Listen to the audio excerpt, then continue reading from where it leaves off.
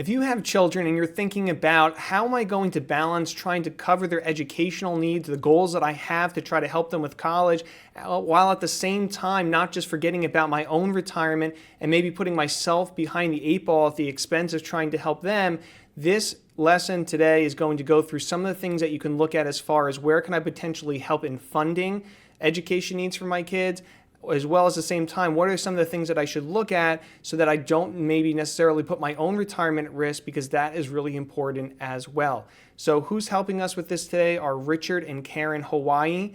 And so as you go through first, just to take a look at their situation, and you may have some of these same buckets. We have the first bucket here of their banking accounts. That's where their emergency fund is. They have about $45,000. Then we go on to their taxable investments, where they have a joint account that's invested moderately with about $50,000.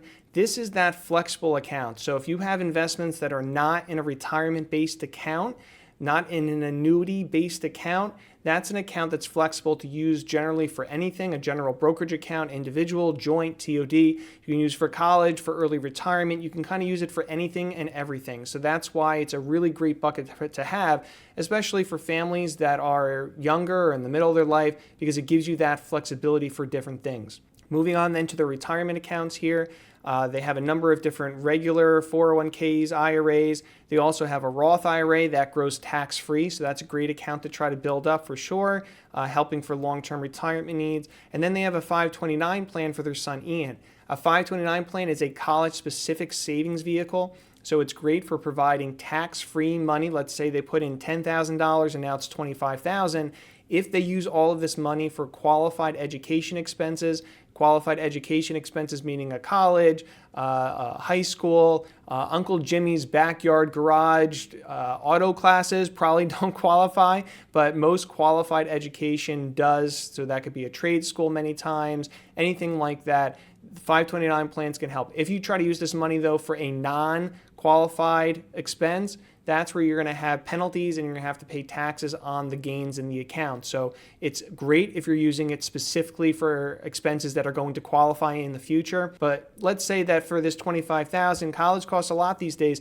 Maybe that's not enough. Maybe they want to try to cover 100% of Ian's college education needs, but that $25,000 isn't enough and he's about to go to school.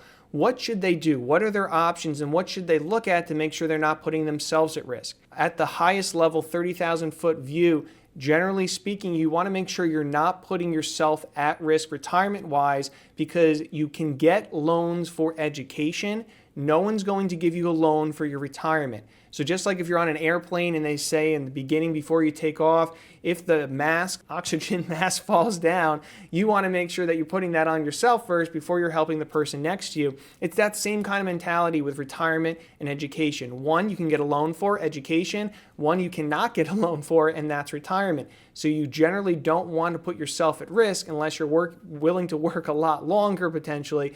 At least know what those trade-offs are and how much flexibility you might have. So in this case, we're looking at their situation. We obviously have the 529 account that we can use. We also have this account here that we can use, this joint account. We don't know if that is money that they need for their own retirement, but technically that is a bucket they can use. The IRA accounts, generally speaking, are not where you're going to want to go. They have a 10% penalty, and you're going to have to pay tax on all of that money if you're younger than 59 and a half. So you could lose potentially 30, 40% of any dollar that you take out because of the 10% penalty and the taxes. If I took out $10,000 and I have to pay a 10% penalty, that's $1,000 off the top. Now that $10,000 also gets added to my income, so maybe I have to pay another $3,000 in taxes. I take out $10,000, I only get $6,000 in that example. So your IRAs, your 401ks, generally speaking, they're not a great place to be looking to try to help in funding education needs, because you're going to lose so much of it. On the Roth IRA side, you are allowed to take out your contribution. So let's say out of this $250, you put in $100. You can take out your $100,000 and use that if the account has been open for at least 5 years. Again, though, now you're shortcoming your retirement potential. You're taking money out that could be growing tax-free. So again, not ideal, but you're not going to be hit with taxes and penalties, at least for your contributions, when it comes to the Roth IRA. So those are some of the general buckets, and people are usually looking to go into those buckets to try to help with education. The other areas that we can look, though, one are traditional loans. And I don't think that people always want traditional loans. However, they are something that is flexible. They are something that you don't have to put out $50,000 a year for out of your pocket. They let you pay a student loan generally back over 10 years, so the payment is going to be more manageable. You can always help them with payments. You don't necessarily have to front load everything for education. If your children get loans, you can always help them with those payments, remember. Maybe you help them for the first year, 2 years, 3 years. Maybe you want to help them for all 10 years. That's up to you, but it's a more flexible schedule of payment than trying to come up with this money all out of pocket up front. And at least for Richard and Karen in this situation, they have 25 here, they have 50 here, and if college is $50,000 a year, they don't have enough to cover everything 100% if they want to. They have to look outside of that. And like we said, retirement accounts generally are not a great place. You really don't want to be pulling money from those more times than not. So where else do they have? We talked about their joint account. We talked about the 529 plan. We talked about taking out loans. Is there anywhere else they could withdraw money from? The answer is yes for some people if they have equity in their home. Again, you want to make sure if you're taking equity out of your home to help pay for college that you're not going to be putting yourself at risk. So these are possible places that you can take from. These are not saying that you should always be taking from them, that these are always the places you should be going to try to help your children. Again, we want to make sure your oxygen mask is on before we go to help their children.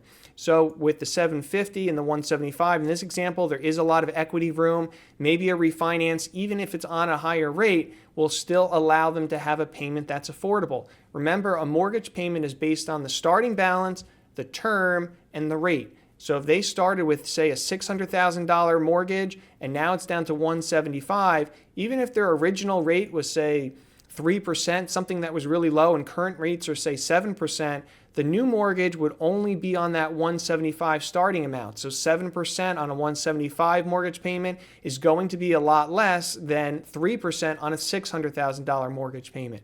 So make sure if you do the evaluation, you take that into consideration. What is the payment, not just what is the rate? So that's a very important part too.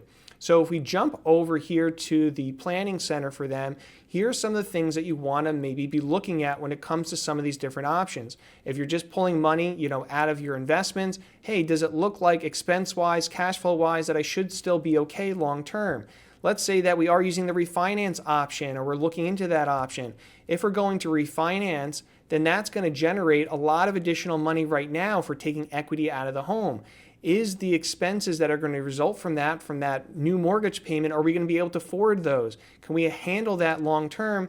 And does the long-term picture for our cash flow still seem like it's okay that we can support that? As a contrary to that, maybe let's look at student loan payment. Maybe we want to try to take out student loans. We don't have the flexibility in the mortgage, or the mortgage doesn't make sense to refinance. What if we take out a bigger student loan, a bigger expense, and then we help paying it back? Can we afford to do that? In this case, it looks like it kind of runs out here. We may not necessarily have the cash flow to support that. And so the last place that you could look is possibly working a little bit longer. Now, that doesn't have to necessarily be full-time work. It could be part-time work. But what you want to ask yourself is it more important to me to retire when I want to, or is it more important to me to try to help my kids fund their education 100% or whatever percent is your goal? So remember, you can continue to work longer. That can help you. Even part-time work, though, can make a big difference. Little bit of part-time work here we have for, I think, 5 years, and you can see how much that affects that cash flow all the way down the road. So the most important thing when it comes to balancing college and retirement is, one, remembering that you can take loans for college, you cannot take a loan for your retirement. 2 is identifying where do you have flexibility in your situation to help fund education if you're wanting to. So we talked about a 529 plan, that's straightforward. We talked about a taxable account, might be joint or individual. Can you afford, though, to use those funds? So you want to be looking at that. Taking out student loans is something that you can do, and you can always just help them make the monthly payments, either for the whole term or for a part term until they get set up. That's another way you can help. You don't necessarily have to put the money out of pocket. 4 is some people have equity flexibility in their home.